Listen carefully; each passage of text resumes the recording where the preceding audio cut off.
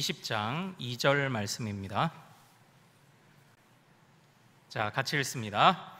나는 너를 애굽 땅 종되었던 집에서 인도하여 낸 내 하나님 여호와니라. 아멘. 아멘. 네, 오늘 우리가 함께 읽은 이 말씀을 통해서요, 은혜로 언약이 시작되다라는 제목으로 말씀을 같이 나누도록 하겠습니다. 오늘 우리가 하나님 앞에 이 말씀을 또 나누고 듣고 정말 겸손히 설 수 있도록 또 우리 자신을 점검하는 그런 시간 되시기를 소망합니다. 오늘은 십계명 이야기를 좀 하고자 합니다. 십계명. 요즘은 십계명에 관한 이야기를 그렇게 많이 나누는 것 같지는 않습니다. 한 번쯤은 십계명에 관한 설교를 들어보시기도 했겠죠. 그래서 10번의 시리즈로 이렇게 거쳐서. 그런데 이 십계명을 우리가 정말로 소중하게 여겨야 되는 참 그런 이유들이 있습니다. 왜냐하면 우리 믿음의 선배들, 종교 개혁가들은요, 바로 이런 식으로 우리 기독교를 설명하려고 했는데요. 화면을 한번 좀 볼까요? 자, 그리스도인의 믿음, 그리스도인의 비전, 그리스도인의 행동과 삶. 우리 기독교를 설명한다면 이렇게 크게 세 덩이로 설명할 수 있다라고 이야기를 했어요. 자, 그리스도인의 믿음, 비전, 행동, 삶. 각각을 가리키는, 각각에 관하여 정말 설명을 잘 해주고 있는 것은 뭘까요? 다음 화면 한번 보시죠. 바로 그리스도인의 믿음은 사도신경입니다. 그래서 우리가 예배 전에 사도신경을 예배의 앞전에 우리가 놓고 사도신경을 고백하는 이유는요, 여기에 하나라도 반대하는 사람은 지금 즉시 이 자리를 떠나라는 겁니다. 지금 즉시 이 자리를 떠나라. 당신은 우리 편이 아니다라는 거예요. 같은 믿음을 가지고 있는 사람들이 같은 편이 되어서 모여있는 곳이 예배입니다. 그래서 사도신경은 문지기와 같은 역할을 해요. 말하자면 우리의 멤버십의 그 증거를 요구하는 겁니다.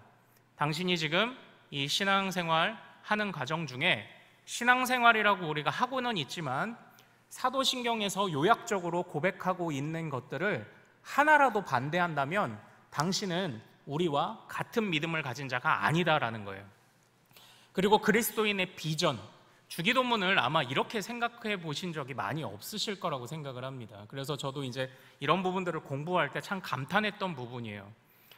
주기도문의 시작이 어떻습니까? 하늘에 계신 우리 아버지요. 모든 초점이 아버지의 영광입니다. 아버지의 이름이 나고요, 아버지의 나라가 이루어지는 것이 우리의 비전이 되어야 한다라는 겁니다. 그러니까 주기도문을 보십시오. 그 안에 우리가 하루에 필요한 것을 구할 때 일용할 양식 정도를 구하지 그 이상의 욕심으로 구하지 않거든요. 그러한 그 기도가 그 안에 절대 들어가 있지 않거든요. 그리고 그리스도인의 행동과 삶에 대해서는요, 바로 십계명을 보면 알 수 있습니다. 물론 십계명에 관하여 오해하는 경우가 있어서 아마 십계명을 그렇게 주의 깊게 보지 않는 것 같습니다. 대표적인 오해가 그거 옛날 율법이잖아, 율법 다 폐하여졌는데 이렇게 생각하는 오해가 있을 수 있고요. 또 하나는요, 그냥 윤리적인 지침 아니야? 그거 말고도 우리가 따라야 될 좋은 말씀들 얼마나 많은데 이렇게 해서 십계명을 좀 잠깐 외면하는 건지도 모르겠습니다. 아니면 정말 십계명을 제대로 오해하신 어떤 분들은 그거 십계명 잘 지키면 구원받는 거 아니야? 이제 이렇게도 얘기하세요. 근데 모두가 다 틀렸습니다. 모두가 다 오해예요. 십계명에 관한 이야기를 오늘 나누면 이제 이런 오해들이 조금 교정이 될 거고요. 그리고 어쨌든 중요한 건 십계명은 오늘날 우리들에게도 아직 유효합니다. 우리의 삶을, 우리가 어떤 삶을 살아가야 할지에 관해서 밝혀주고 있는 바로 중요한 가르침이에요. 그래서 특별히 지난 시간에 제가 언약을 자르다라는 말씀부터 시작을 했죠. 이제 언약에 관해서 한동안 좀 보게 될 건데, 이 십계명을 언약의 관점에서 오늘도 좀 보는 것이 우리의 목표입니다. 그래서 그 안에서 정말 십계명이 왜 하나님의 언약을 은혜라고 말하는지에 관한 증거인가, 이제 그걸 오늘 볼 거예요. 하나님의 큰 은혜가 이 십계명 안에 담겨 있어요. 자, 오늘 우리가 읽은 본문 말씀 출애굽기 20장 2절을 같이 한번 다시 읽어보겠습니다. 자, 시작. 나는 너를 애굽 땅 종되었던 집에서 인도하여 낸 내 하나님 여호와니라. 아멘. 이렇게 돼 있죠. 사실 이 부분은요, 이제 십계명의 서문과 같은 그런 말씀입니다. 그리고 이제 그 다음부터 1계명부터 10계명까지 쫙 이어지죠. 10계명의 서문이다. 10계명의 배경과 또 어떤 10계명의 성격을 드러내주는 본문이 바로 이 20장 2절이에요. 그런데 이 장면의 어떤 역사적인 상황을 놓고 보면요, 하나님이 지금 출애굽기에서 백성들을 이끌어내시고 그 백성들과 지금 시내산에서 하나님이 언약을 맺으시는 바로 그 장면에서 주신 조항들이 바로 이 10계명입니다. 그런데 보통은 10계명에 관해서요, 제1은 하면서 딱 1계명부터 10계명까지만 보지 이 서문을 잘 보지 않아요. 그런데 여러분의 그 성경 뒷면에 보면 보통 10계명이 있죠. 거기에 보십시오. 거의 빠짐없이 이 서문부터 같이 기록이 되어 있을 겁니다.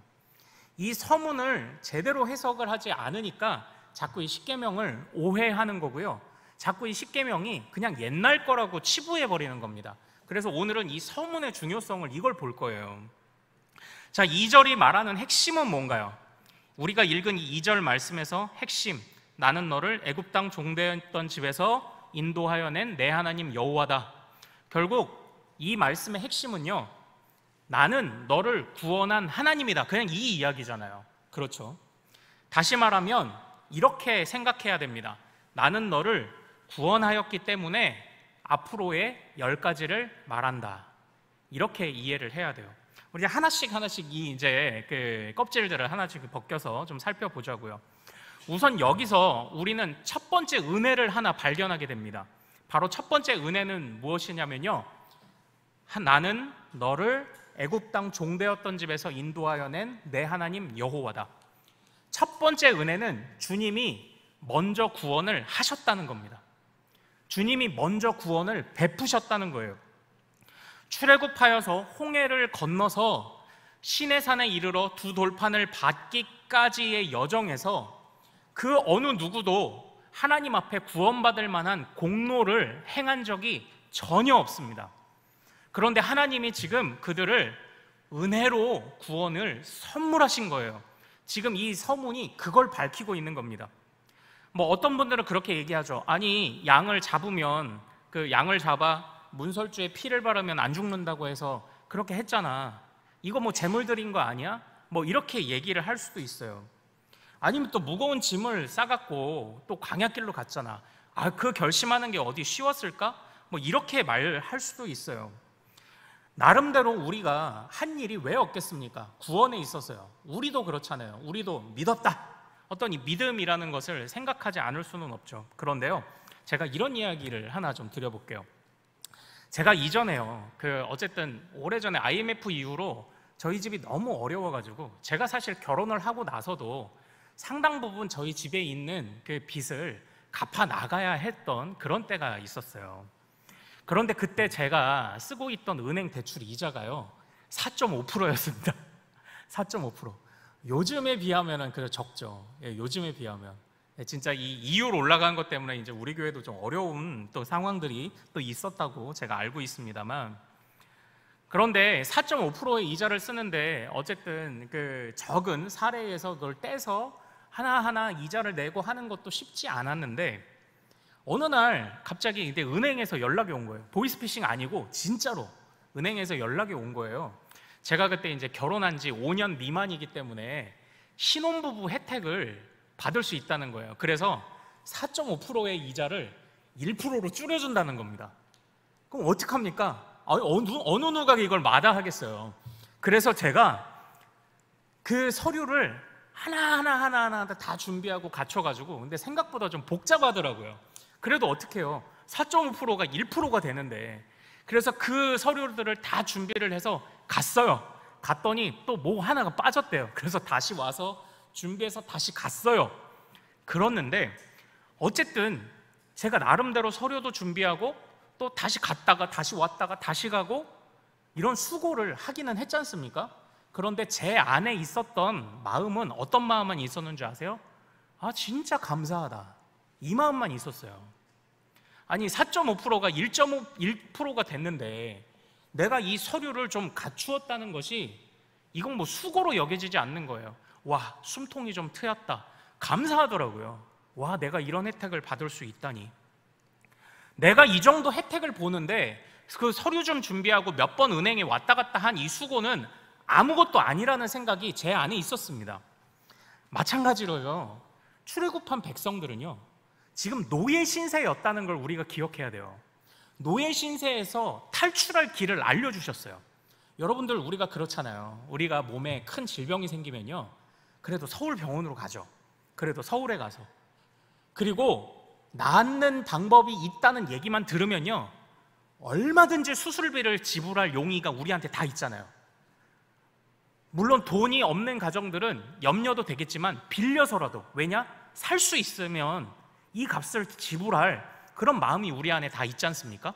살 수만 있다면, 오히려 살아날 방법이 있고 이걸 고쳐주시는 의사 선생님이 계시다는 것에 감사하죠. 이게 우리 일반적인 마음 아닙니까?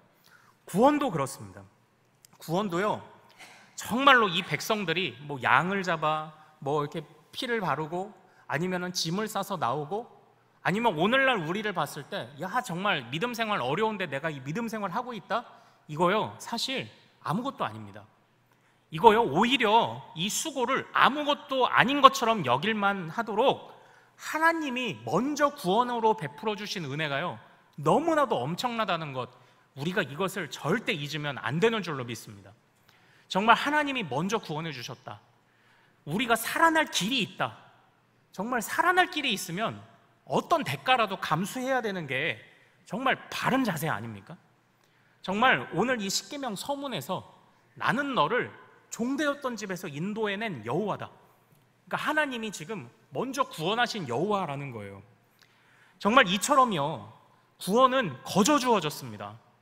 아무런 공로가 없는 이스라엘 백성에게 어느 날 하나님이 오래전 그의 조상에게 주셨던 약속을 여전히 잊지 않으시고 찾아오셨어요. 이것이 은혜죠. 그리고 약속대로 구원하셨습니다. 이게 은혜죠. 구원의 은혜죠. 오늘날 우리도 마찬가지입니다. 오늘날 우리의 믿음이요, 구원의 혜택이 더 커요. 우리가 하나님 앞에 드리는 것보다 구원의 혜택이 더 크다는 사실을 절대 잊지 않으시는 우리 모든 성도님들 되시기를 소망합니다. 주님이 먼저 구원하셨다. 먼저 구원하셨다. 이제 신약 성경에서도 이야기를 하고 있지 않습니까? 우리가 아직 무엇이 되었을 때? 죄인 되었을 때에 주님이 먼저 구원하셨다. 그러니까 여러분들 나중에 천국 가서 궁금한 거 많으시잖아요. 꼭 물어보십시오. 주님, 왜 저를 구원하셨습니까? 이거는 천국 가지 않아서는 도저히 해결될 수 없는 질문입니다. 주님이 먼저 구원하신 그 은혜, 그 은혜에 먼저 감사하는 우리 모든 가족들 되시기를 소망합니다. 그러니까 여기서 십계명에 관한 오해가 일단 하나 풀리죠. 십계명 잘 지키면 구원한대. 틀렸습니다. 십계명은요, 어쨌든 먼저 구원해 주신 하나님의 은혜가 그 안에 있는 거예요. 자, 이제는요, 여기서 우리는 이제 두 번째 은혜를 살펴봐야 합니다. 첫 번째 은혜는 먼저 구원하신 은혜예요. 그걸 십계명의 서문에 딱 정확하게 기록을 해놨죠. 먼저 구원해 주셔서 감사하다. 근데 두 번째 은혜는 뭐냐면요, 먼저 구원해 주셔서 이 10가지 조항을 주신 게 감사해요. 이게 조금 이상하죠. 어떤 면에서 보면, 아니 그냥 은혜로 구원하셨으면 그냥 시원하게 그냥 착 구원하시고 그냥 우리 모든 것 다 그냥 허락하시는데, 아니 뭐 이렇게 우리가 지켜야 될 것, 뭐 이렇게 좀 악착같이 지키려면 나름대로 좀 어렵기도 한데 뭘 이렇게 10가지 이런 조건들을 주셨어? 생각할 수 있는데, 이 십계명을 주신 게 은혜예요. 이 십계명에 있는 조항들을 잘 살펴보면요, 저는 오늘 일일이 10가지를 다 보진 않고요, 이 조항들을 뭉뚱그려서 하나로 이렇게 두 가지로 묶어서 볼 건데, 이걸 잘 보면 정말 하나님이 이 10가지를 주신 것이 왜 은혜인지가 이제 드러나요. 이걸 위해서 제가 저의 경험 이야기를 좀 하나 해드릴게요. 제가요, 어쩌다 보니까 벌써 결혼 주례를 여러 번 좀 해봤습니다. 저의 첫 주례는요, 제가 39살 때 주례를 했어요. 담임 목사님하고 날짜가 겹쳐버려가지고 이제 담임 목사님은 먼저 약속하신 가정으로 가시고 교구 담당 목사였던 제가 39살 때 주례를 하러 갔어요. 신랑 나이가 38살이었습니다. 그래서 딱 갔는데 또 신랑이 노안이야. 노안이에요. 그래서 제가 주례를 하러 주례를 하러 딱 갔더니 그때 그 예식장 직원이 신랑 친구신가요? 이렇게 사회 보러 오셨나요? 이러더라고요. 주례인데요? 이랬더니 그때 한번 놀라고, 그래서 제가 올라가자마자 여러분들 앞에서 웬 신랑 친구가 와 있나 생각하시겠지만, 네, 저는요 목사고요. 그리고 신랑보다 1살 많습니다. 제가 이러고 주례사를 시작을 했어요. 근데 주례사 처음엔 긴장도 됐는데요, 몇 번을 하다 보니까 주례 때 이야기해야 되는 얘기는요 그냥 뻔하더라고요. 딱 2가지만 얘기하면 돼요. 뭐와 뭘까요? 첫 번째, 무슨 일이 있어도 뭐 검은 머리가 팥불이 될 때까지 뭐 하는 항상 멘트 있죠. 비가 오나? 눈이 오나? 바람이 부나? 신랑은 신부를, 신부는 신랑만 사랑하십시오. 이 얘기를 일단 하면 되더라고요. 그리고 나머지는 이렇게 살 재밌게 붙이면 되잖아요. 2번째, 이제는 결혼은 가정과 가정의 만남이잖아요. 2사람의 만남이 아니라 가정과 가정의 만남이니까 신랑은 처가에, 신부는 시댁에 잘하십시오. 그러니까 이 2가지만 말하면 되더라고요. 그러니까 이 2가지이죠. 서로를 사랑하십시오. 그리고 서로의 식구들에게, 처가 식구들에게, 시댁 식구들에게 잘하십시오. 이것만 말하면 주례사가 얼추 되더라고요. 그렇죠. 그런데 한번 잘 생각해 보십시오. 이 2가지는 우리가 결혼을 하면 마땅히 따라 나와야 되는 의무입니다. 의무죠. 아니, 결혼했는데 서로 사랑 안 해요? 결혼했는데 양쪽 처가, 시댁에 서로 잘 안 해요? 이거는 누가 물어봐도 물어보는 게 바보 같은 질문이에요. 마땅히 생기는 의무예요. 아내를 사랑할 것, 남편을 사랑할 것, 그리고 그 가족들에게 잘할 것. 자, 눈치가 조금 빠르신 분은 캐치하셨습니까? 우리는 흔히 10계명을 이렇게 알고 있죠. 첫 번째, 1계명부터 4계명까지는 누구를 사랑하라는 조항입니까? 하나님을 사랑하라는 조항이죠. 5계명부터 10계명까지는 누구 사랑하라는 조항입니까? 이웃을 사랑하라는 조항이죠. 우리가 말했던, 앞전에 제가 말했던 결혼 관계에서 생겨나는 의무와 유사점을 발견하셨나요? 바로 이것입니다. 지금 이 10계명이라는 조항은요, 구조에서부터 그 자체가, 그런데 원래 하나님이 말씀하시는 이 언약이라는 그 성격 자체가요, 사실 결혼을 염두에 두고 있습니다. 그래서 우리의 신랑 되신 주님, 우리를 신부로 부르신 주님, 그러니까 주님과 우리는요 지금 결혼관계를 맺은 거예요. 그래서 첫 번째 요구되는 조항, 신랑만 바라봐, 하나님만 사랑해, 지금 그 내용이죠. 그리고 2번째, 너 신랑네 가족들한테 잘해, 지금 이걸 신부로 부름받은 우리에게 말하는 거잖아요. 그래서 하나님의 가족들 누군가요? 이웃에게 잘하라는 겁니다. 이웃에게 잘하라는 거예요. 그러니까 이 10계명의 조항들을 보면요 굉장히 재밌어요. 우리를 하나님이 신부 삼아주시고 주님은 신랑이 되어주신 겁니다.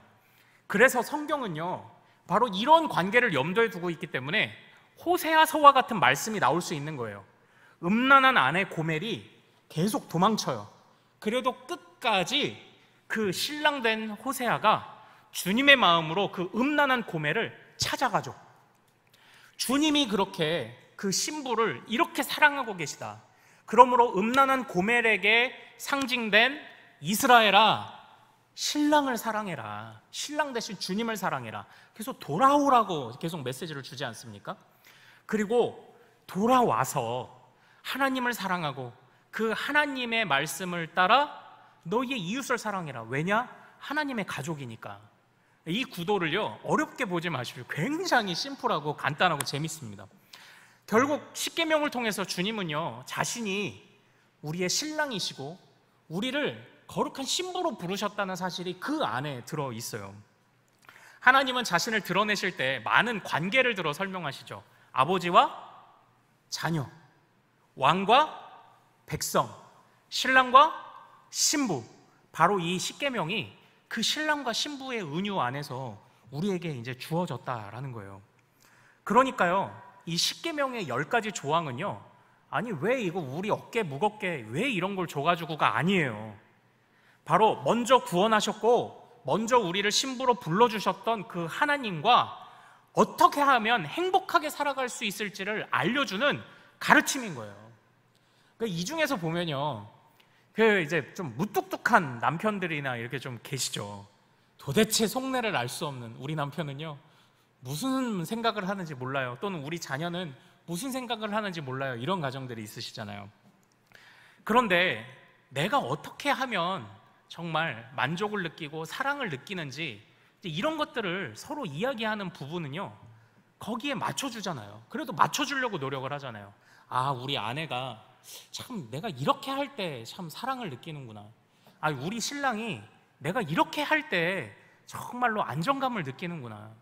이걸 안다는 것이 가정의 평화를, 그리고 가정을 사랑으로 이끌어갈 수 있는 아주 좋은 가르침들이, 좋은 힌트들이 되지 않습니까? 마찬가지로 주님이 10가지를 주신 게 왜 은혜인 줄 아세요? 어떻게 하면 하나님과 우리와의 관계를 잘 유지하면서 갈 수 있을까를 알려주신 거예요. 그러니까 주님이 덜컥 구원만 하셨다, 또는 덜컥 출애굽기에서, 그러니까 애굽에서 꺼내만 내셨다, 그리고 아무런 말씀도 안 하고 계신다, 이거 답답해 미칠 노릇입니다. 진짜. 아니, 내가 이제 하나님이 나오래서 나오긴 했는데 내가 앞으로 어떻게 살아야 되지? 아니, 어떻게 살아야 되는지 가르쳐 주시지도 않고, 갑자기 막 옆에 있던 사람들이 죽어나간다거나 갑자기 구원을 취소하신다거나, 도대체 이걸 어떻게 받아들여야 되지? 주님이 아무런 말씀도 하지 않으셨다면 우리는 이런 데서 바로 어려움을 겪게 되는 거예요. 그러나 주님은 말씀하셨습니다. 주님은 알려주셨어요. 어떻게 해서, 어떻게 해야 우리 이 아름다운 이 믿음의 관계, 이 사랑의 관계를 유지해 갈 수 있을지를 알려주신 거예요. 그러므로 십계명을 보면요, 하나님의 은혜가 드러납니다. 먼저 구원해 주셔서 은혜고요, 이 구원을 지키며 살아갈 수 있도록 길을 알려주셔서 은혜입니다. 그리고 마땅히 결혼관계 안에서라면 마땅히 생각해야 되는 신랑을 사랑하고 신랑의 가족을 사랑해야 되는 것을 알려주셨기 때문에 이게 정말 하나님의 은혜라는 거예요. 자, 그런데요, 사랑하는 여러분, 이 모든 것이 우리에게 은혜입니다. 정말 우리에게는 좋은 것입니다. 하나님은 이렇게 우리에게 은혜로 구원과 그 언약을 선물하셨습니다. 그러나 입장을 바꿔놓고 한번 생각을 해보시죠. 하나님께는, 우리에게는 은혜이지만요, 하나님께는 불공평해요. 우리에게는 은혜죠. 그러나 하나님께는 불공평한 겁니다. 왜냐면요, 우리가 신랑 신부를 맞이하여 서로 결혼할 때 정말 신랑은 나름대로 또 최선을 다해 신부 맞을 준비를 하고요, 신부도 나름대로 최선을 다해 혼수를 준비하잖아요. 그런데 지금 우리를 거룩한 신부로 부르신 주님은 지난주에 우리가 살펴봤던 대로 자신의 목숨을 걸어, 내가 이 언약을 지키지 않으면 나야 자신을 쪼개버릴 거야 라는 정도의 그 강도로 우리에게 이 약속을 주시며 우리를 거룩한 신부로 부르셨는데, 지금 이스라엘 백성도 그렇고 우리도요, 하나님한테 내놓을 혼수가 없어요. 하나님한테 내놓을 혼수가 없습니다. 믿음이요? 아까 말씀드렸잖아요. 그건 공로가 아니에요. 우리는 하나님 앞에 드릴 혼수가 없어요. 혼수가 없어요. 먼저 구원도 해주셨고요, 구원을 유지하는 비결로서의 이 십계명의 삶도 가르쳐 주셨는데, 우리는 무엇을 드렸죠? 우리는 무엇을 드렸나요? 우리는 내어놓을 혼수가 없어요. 그래서 우리에게는 은혜이지만 하나님께는 이게 불공평한 거예요.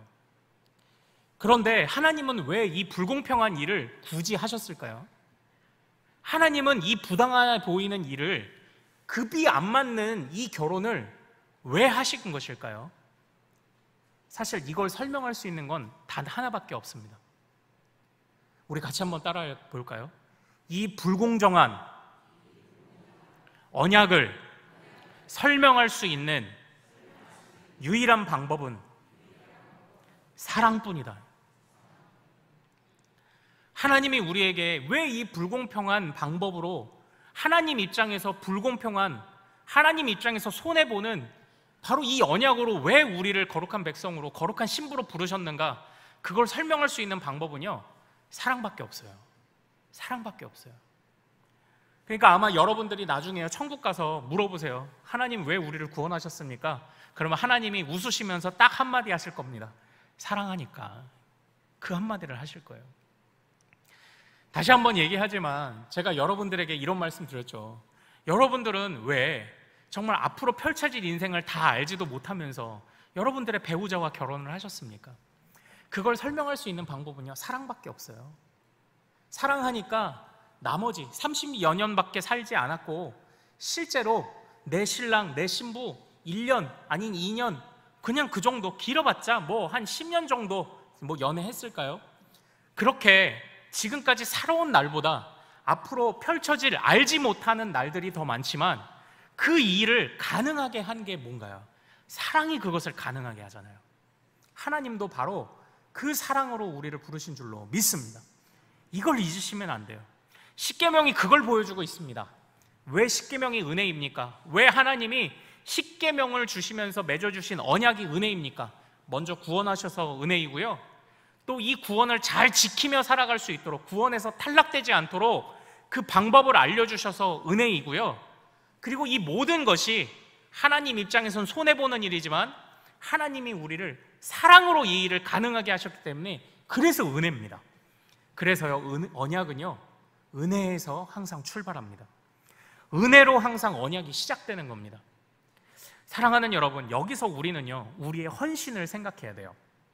제가요, 이전에 정말 존경하고 하는, 아직도 기억이 나는, 제가 이제 우리 교회 결정이 됐을 때 제일 먼저 연락을 드린 목사님이 있어요. 그 목사님이 누구냐면, 제가 이제 전도사 생활할 때 같이 만났던 목사님이세요.